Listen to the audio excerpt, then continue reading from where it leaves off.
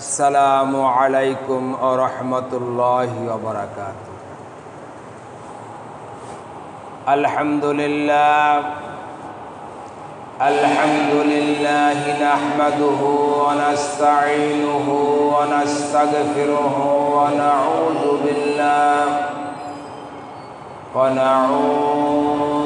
বিল্লাহি মিন শুরুরি আনফুসিনা ওয়া মিন sayyi'ati a'malina man yahdihillahu fala mudilla lahu wa man yudlilhu fala hadiya lahu wa nashhadu an la ilaha illallah wahdahu لا شريك له ونشهد أن سيدنا وحبيبنا ومولانا محمدا عبده ورسوله الذي أرسله بالحق بشيرا ونذيرا وداعيا إلى الله بإذنه وسراجا وقمرا منيرا فقد قال الله تعالى في كلامه المجيد وفي فرقانه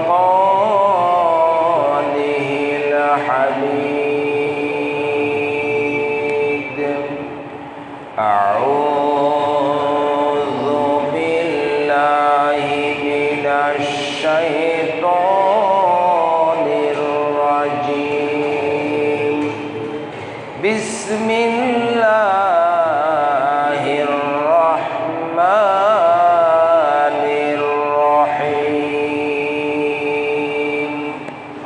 إن الله وملائكته يصلون على النبي يا أيها الذين آمنوا صلوا عليه وسلموا تسليما اللهم صل على مولانا محمد وعلى آل سيدنا মোহাব্বতের সাথে আওয়াজ করে বলি আল্লাহুম্মা সাল্লি আলা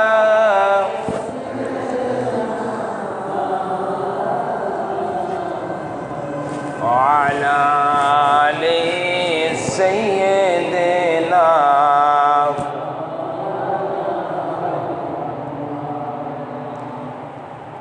ফেরেশতারা ডেকে বলে আজকে মোদের খুশির দিন ধরার জমিনে তশরিফ আনবেন রহমাতাল লিল আলামিন আল্লাহুম্মা সাল্লি আলা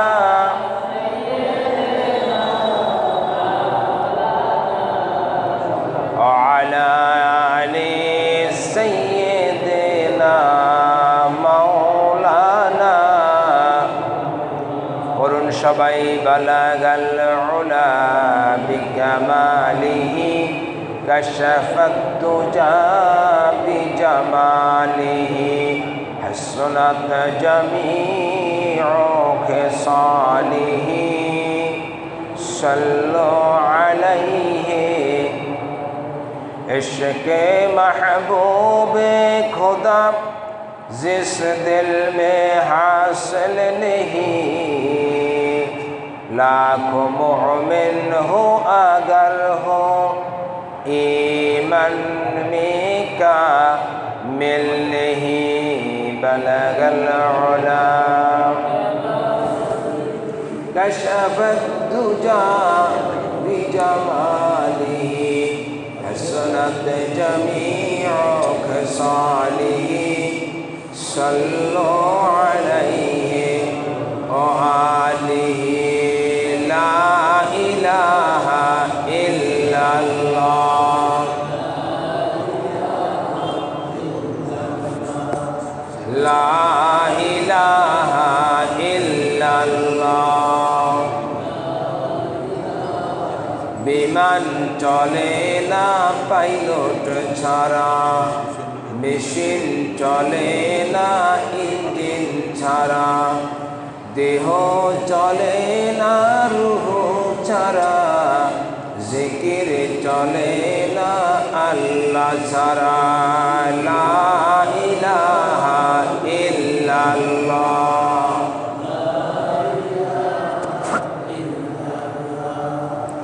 লা ইলাহা ইল্লাল্লাহ লা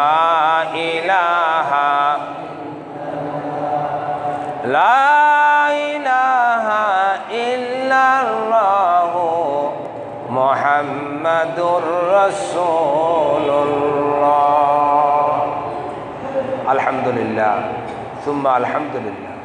সমস্ত প্রশংসা পরম করুণাময় পাক পরওয়ারদিগার মহান আল্লাহ সুবহানাহু ওয়া তাআলার জন্য, যিনি অত্যন্ত মেহেরবান হয়ে আমাদেরকে আজকে সাইয়্যিদুল আইয়াম পবিত্র জুমার দিন জুমার নামাজ আদায় করার জন্য মসজিদে আসার তৌফিক দান করেছেন। এই জন্য আমরা সকলে মিলে কালেমাত শুকর আদায় করি, বলি আলহামদুলিল্লাহ। সম্মানিত মুসল্লিয়ানে কেরাম, আল্লাহ পাকের কাছে কালেমা শরীফ অনেক দামি। যে কালেমাকে আল্লাহ পাক আল্লাহর জমিনে বাস্তবায়ন করার জন্য লক্ষাধিক নবী আলাইহিস সালাম এই পৃথিবীতে পাঠিয়েছেন। কোন নবী করাতে দ্বিখণ্ডিত হয়েছেন, কোন নবী পাথর স্তূপে পাথরের ভিতরে চাপা পড়েছিলেন, কোন নবী আগুনের ভিতরে পড়েছেন, কোন নবীর 18 বছর তার সমস্ত শরীর পোকামাকড়ে খেয়েছে, কোন নবীকে এমনকি তার উম্মতরে বলেছেন তারা শুলে চড়িয়েছেন, কোন নবীকে ত্রিমুখী বেষ্টনীর মাধ্যমে আক্রমণ করে নদীতে নিমজ্জিত করে তার সঙ্গী সাথী সহ শহীদ করে দেওয়ার চক্রান্ত হয়েছে। সর্বশেষ মুহাম্মদ সাল্লাল্লাহু আলাইহি সাল্লাম উহুদের ময়দানে, তায়েফের ময়দানে রক্ত ঝরিয়েছেন এই কালেমার জন্য। সুতরাং এই কালেমা আল্লাহ পাকের কাছে সবচাইতে বেশি দামি। এই জন্য আল্লাহ পাকের হাবিব বলেছেন, ইয়া আইয়ুহান নাস কুলু লা ইলাহা ইল্লাল্লাহ তুফলিহু। যে কালেমা পড়লেই সফলতা আসবে। এই কালেমা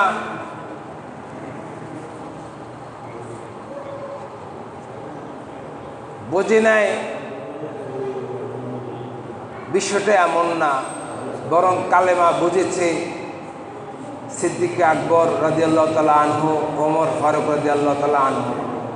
কালেমা ঠিক একইভাবে বুঝেছে আবু তালেব, আবু জাহেল। এক দলের বুঝার কারণে কালেমা তাদেরকে জান্নাতে নিয়ে গেছে, আরেক দলের বুঝার কারণে এই কালেমা বুঝার কারণেও তারা জাহান্নামে চলে গেছে। তাইলে পার্থক্য হলো কি? বুঝের মধ্যে পার্থক্য। এই জন্য জমহুর উলামায়ে কেরাম বলেন যে বুঝের অভাব, বুঝ আছে আমাদের, বুঝের অভাব। যে বুঝে অভাব আছে সেই বুঝ কোনো বুঝেই না, বুঝ হতে হবে পরিপূর্ণ।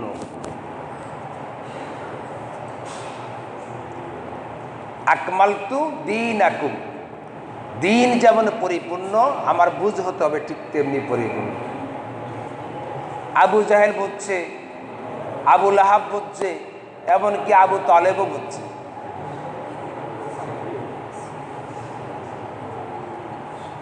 ঠিক যেমনিভাবে বুঝেছেন সিদ্দিক আকবর রাদিয়াল্লাহু তাআলা আনহু, ওমর ফারুক রাদিয়াল্লাহু তাআলা আনহু, ওসমান ফারুক রাদিয়াল্লাহু তাআলা, ওসমান গনি রাদিয়াল্লাহু তাআলা, তারাও বুঝছে। তারা বুঝছে যে কালেমা পড়া মানেই হচ্ছে কালেমাকে মানা। আর আবু জাহেল, আবু লাহাব, আবু তালেবও বুঝছে, আবু তালেবও বুঝছে যে কালমা পড়া মানেই কালমাকে মানা। তা আবু জাহেল, আবু লাহাব, আবু তালেব তারা বলছে যে কালমা, এই কালমা যদি মানি তাহলে আমি আবু জাহেল, আমি যে আরবের রাষ্ট্রপতি, এই রাষ্ট্রপতি আমার থাকবে না। এই কালমা যদি আমি মানি, মক্কার বাইতুল্লাহ শরীফের ভিতরে যে 360টা মূর্তি দিয়া আল্লাহর ঘর সাজিয়ে রাখা হয়েছে, এটা রাখা যাবে না। এই কালমা যদি আমি মানি, আমার আইন চলবে না। কালমা যদি মানি, মন গড়া মতবাদের ভিত্তিতে এই দেশকে চালানো যাবে না। তারা ভালো করে বুঝছে। আমরা বুঝছি কি? আমরা বুঝছি যে আমরা তো কালমা শরীফ পড়ছি, এখন আমরা মন মতো চলি।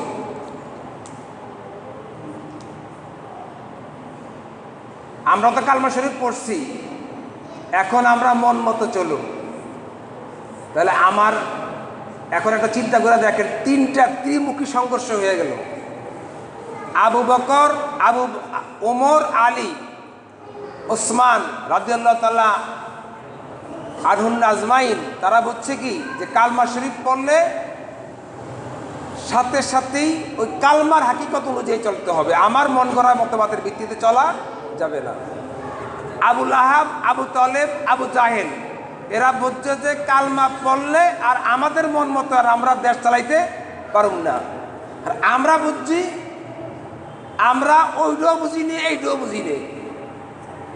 আমরা আবু বকর, ওমর সহ যারা সাহাবে আজমাইন তাদেরটাও বুঝি নেই, আবু লাহাব, আবু তালেবেরটাও বুঝি নেই। কারণ আবু লাহাব, আবু তালেব বুঝা কালমা পড়েনি। কালমা পড়ছেনি? কালমা আবু তালেব কালমা পড়ছে?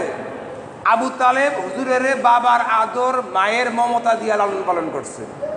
বলছে যে আরবে এমন কোনো শক্তি নাই আমার জীবদ্দশায় মুহাম্মদ সাল্লাল্লাহু আলাইহি ওয়াসাল্লামের গায়ে একটা কাঁটার আঁচড় দিতে পারে। এক পাতিলে খাইছে, একসাথে ঘুমাইছে, ব্যবসা করতে গেছে, তাও বাতিজারে নিয়ে গেছে। মৃত্যু শয্যা যখন আবু তালেব, হাদিস শরীফে আসছে, বুখারীর হাদিস, হুজুর পাক সাল্লাল্লাহু আলাইহি ওয়াসাল্লাম গেছে চাচার কাছে, যাই বলছে চাচা আমি আমার বাবার আদর আর মায়ের মমতা ঘাটতি আমি বুঝি নেই, কারণ জন্মের 6 মাস আগে বাবা মারা গেছে, জন্মের 6 বছর পরে মা মারা গেছে। তো কিশোর অবস্থায় আপনি থেকেই আপনার কোলে পিঠে আমি মানুষ হয়েছি, আজকে আপনি কালমা ছাড়া চলে যাইতেছেন, অন্তিম অবস্থায়, মুমূর্ষ অবস্থায়, সংকটাপন্ন অবস্থায়, আমি চাই আপনি কালমা শরীফ পড়েন। তো পড়লে কি হবে? বলে পড়লে আমি সবার আগে আপনাকে আমি গলায় ধইরা আমি আপনার বেহেশতে পৌঁছিয়ে দেব। কি কইছে? আপনি কালমা শরীফটা পড়েন। যেমন আমরা সহজে বুঝবেন, আমরা যেমন বিয়ার সময় বলি কবুল, কি বলে? দুলা কবুল করলে সবাই কি কয়? আলহামদুলিল্লাহ, মানে কি হয়ে গেছে, বিয়ে হয়ে গেছে। এমন আর কি মনে করেন? একটা উদাহরণ দিয়ে বুঝাইলাম। আপনি কালমা শরীফটা পড়েন। আবু তালেব চিন্তা করতেছে, কারণ ভাতিজার প্রতি অনেক ভালোবাসা, অনেক মমতা। সেই সময়ে আবু লাহাব, আবু জাহেল, উতবা, সাইবা, ওলীদ বিন মুগীরা প্রমুখ কাফেরদের নেতারা এসে উপস্থিত। আবু তালেব ভাতিজার সাথে সন্ধি করতেছে, সারা জীবন আমাদেরকে এক পথে চালায়া এখন মৃত্যুর সময় বাতিজার সাথে আটাত কইরা আমাদেরকে একটা মানে বিপদগামী করার ষড়যন্ত্র, তুমি একটা ষড়যন্ত্রকারী। তখনই আবু তালেব মরুম হয়ে গেছে, বলেছে যে বাতিজা এই কালেমা পড়া আমার দ্বারা সম্ভব না, আমি এই কালেমার কবুল বলতে পারবো না। আল্লাহ রাব্বুল আলামিন মহানবীর এই মহানুভবতা আল্লাহ পাক বরদাস্ত করতে পারেন না একজন কাফের এত কঠোর হতে পারে। আল্লাহ পাক কোরআনের আয়াত নাজিল করে দিলেন, ইন্নাকা লাতাহদি মান আহবাবতা ওয়ালাকিন্নাল্লাহা ইয়াহদি লিমান ইয়াশা। হে রাসূল, আপনি চাইলে কাউকে হেদায়েত দিতে পারেন না, হেদায়েত তো আমার হাতে।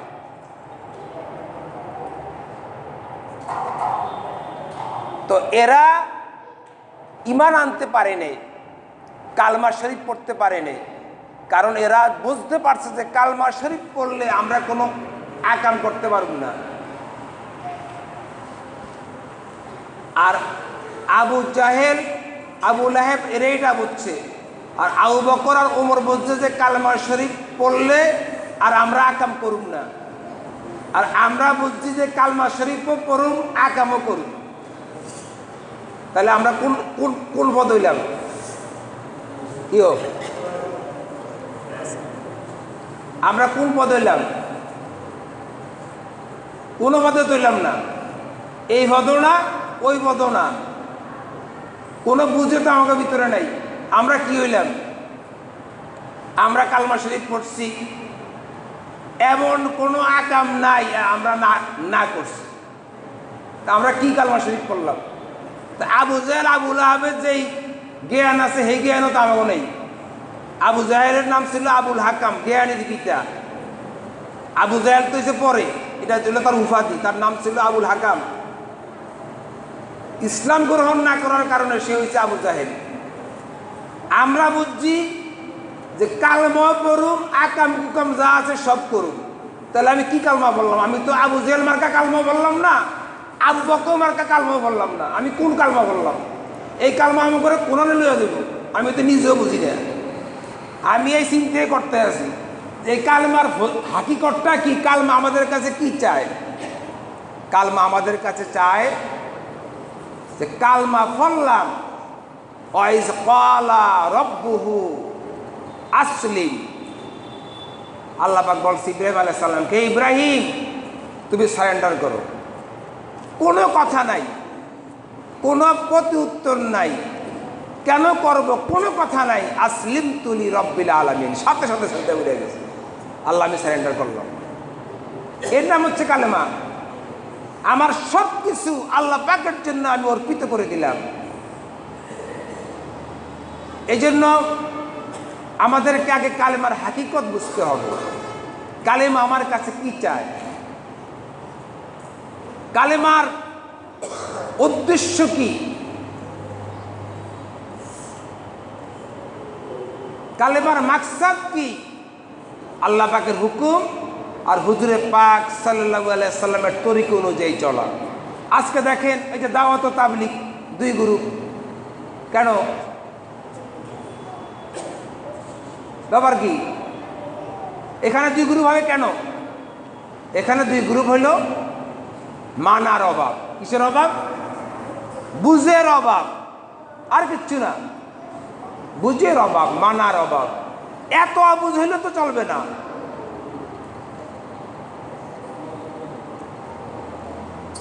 আল্লাহ নবী বলেছেন একেবারে ছোট্ট হাদিস, কুনা আলেমান আও মুতাআল্লিমান আও মুস্তামিয়ান আও মুহিব্বান ওয়ালা তাকুন খামিসাত। 4 স্তরের হও, 5 স্তর হও না। কোন আলেম হও, আলেম হও।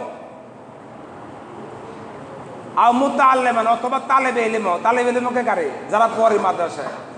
আও মুস্তামিয়ান অথবা আলেমের কথা শোনো। আও মুহিব্বান অথবা আলেমকে ভালোবাসো। ওয়ালা তাকুন খামিসাত, 5 নম্বর হইও না। যদি 5 নম্বর হও ফাত হালেক, তোমার হালেক হওয়া, তোমার ধ্বংস হওয়া অনিবার্য, কেউ ঠেকাতে পারবে না। এখন ওই যে সাহসাব, সে আমি বড়, না, এটা আপনি দাবি করতে পারবেন না। আমি বড়, এই কথা কেউ বলতে পারে না। অহংকার হলো আল্লাহ পাকের গায়ের চাদর। হাদিসে কুদসিতে আসছে আল কিবরা রিদাই, অহংকার, আল্লাহ পাক বলে অহংকার আমার চাদর। যে অহংকার করে সে আমার চাদর নিয়ে টানাটানি করে। আজকে একদল গ্রুপ সেই পক্ষে চলে গেছে। এখন আমি বড় যে এই কথা বলে, এটা হাদিসের যেমন বিপরীত, কোরআনেরও বিপরীত। আল্লাহ রাব্বুল আলামিন কোরআনের ভিতরে শিখিয়ে দিয়েছেন একজন মুসলমান কিভাবে মুসলমান দাবি করবেন। আল্লাহ পাক শিখিয়ে দিয়েছেন আমান আহসানু কাওলাম মিম্মান দাআ ইলাল্লাহ ওয়া আমিলা সালিহান ওয়া ক্বালা ইন্নানি মিনাল মুসলিমিন। তুমি মানুষকে আল্লাহর দিকে ডাকো, সৎ কাজ করো, আর বলো যে আমি একজন সাধারণ মুসলমান। আমি একজন কি, আমার চাইতো এখানে অনেক ভালো ভালো আলেম বসা আছে, আমি এখানে বসার মানে এই না যে আমি অনেক বড় হয়ে গেছি, না, এটা না, আমি একজন সাধারণ মুসলমান, এটা মনে করতে হবে। এটা যতক্ষণ পর্যন্ত না হবে, আল্লাহ বলে সে মুসলমানই না। এই আয়াতের বিপরীত সে করলো, সে মুসলমানই না। সুতরাং আমরা দাওয়াত ও তাবলীগ, আমরা ভেদাভেদ চাই না, আমরা শান্তি চাই। আজকে দাওয়াত ও তাবলীগের যে ফেরকা, এখান থেকে আমরা বেরিয়ে আসতে চাই। কারণ নবীজি বলেছেন আল উলামা ওয়ারাসাতুল আম্বিয়া, নবীরা হচ্ছে নবীদের, সকল নবীদের ওয়ারিস হচ্ছে আলেমেরা। তাহলে আজকে আমরা কার পিছনে ছুটছি? আমরা মুহাক্কিক ওলামায়ের পিছনেই আমাদেরকে চলতে হবে। তাদেরকেই আমরা আকাবির হিসাবে মানতে হবে, এটা নবীজির নির্দেশ। এই জন্য আজকে বিভ্রান্তি না ছড়াই, আর আমাদের নিজেদের প্রতি আমরা নিজেরা যত্নবান হই, আমরা পর মুখাপেক্ষী না হই, আমরা আমাদের নফসের জন্য আল্লাহ পাকের কাছে আমরা পানা চাই। রব্বানা যালামনা আনফুসানা। দেখেন আল্লাহ পাক এখানে নফসের আত্মশুদ্ধি এবং ক্ষমা, ওয়াইল্লাম তাগফির লানা, হে আল্লাহ আমাকে ক্ষমা করে দিন। তাইলে আমরা বেশি বেশি নফসের আত্মশুদ্ধি করি, আল্লাহ পাকের কাছে ক্ষমা চাই। এই পৃথিবীর কোনো শক্তির কোনো ক্ষমতা নাই আমার আপনার এতটুকু ক্ষতি করা। এই ইয়াকিন যতক্ষণ পর্যন্ত আমাদের ভিতরে আসবে, ততক্ষণ পর্যন্ত পৃথিবীর কোনো শক্তি আমার আপনার ক্ষতি করতে পারবে না। আজকে দেখেন গ্রেট ব্রিটেন, মার্কিন যুক্তরাষ্ট্র, রাশিয়া, ফ্রান্স, চীন, জাতিসংঘের যে 5টা রাষ্ট্র, এই 5টা রাষ্ট্রের ভিতরে স্থায়ী ভোটের মুসলিম একটা রাষ্ট্র নেই। কারণ তারা বুঝতে পারছে মুসলিমদেরকে যদি এখানে অন্তর্ভুক্ত করা হয় তাহলে মন গড়া কোনো কিছু করা যাবে না। সুতরাং ইহুদি নাসারা যারা, তারা আমাদের কখনো বন্ধু না, তারা মুসলমানদের বন্ধু হতে পারে না। তাদের কথায় আমাদেরকে চলতে হবে এমনও না। আমরা তো এখন মনে করি দাওয়াত ও তাবলীগের ভিতরে যে দ্বিধা বিভক্তি, এখানেও কোনো চক্রান্ত আছে। না হয় দীর্ঘ যুগ যুগ ধরে চলে আসা এত সুন্দর একটি মোবারক মেহনতের ভিতরে এই কালিমা কে লেপন করতে পারে, সেটা আমাদেরকে খুঁজে বের করতে হবে। এবং আমাদেরকে ইহদিনা সিরাতাল মুস্তাকিম, সোজা পথে, সঠিক পথে আমাদেরকে চলতে হবে। আমাদেরকে কোরআন সুন্নাহর আলোকে ওলামে কেরামের তত্ত্বাবধানে আমরা আমাদের জীবনকে যদি পরিচালিত করতে পারি, আমাদের ইহলৌকিক জীবন, পারলৌকিক জীবন ইনশাআল্লাহ আল্লাহ পাক সুন্দর এবং সফল কাম করে দিবেন, এই আশাবাদ ব্যক্ত করে সকলকে আন্তরিক মুবারকবাদ জানিয়ে আমি আমার সংক্ষিপ্ত আলোচনা এখানে শেষ করছি। আমা তৌফিক ইল্লা বিল্লাহ আমা আলাইনা ইল্লাল বালাগ। আসসালামু আলাইকুম ওয়া রাহমাতুল্লাহি ওয়া বারাকাতুহু। যারা সুন্নাত করেন নাই, যারা কাবর সুন্নাত করেছেন।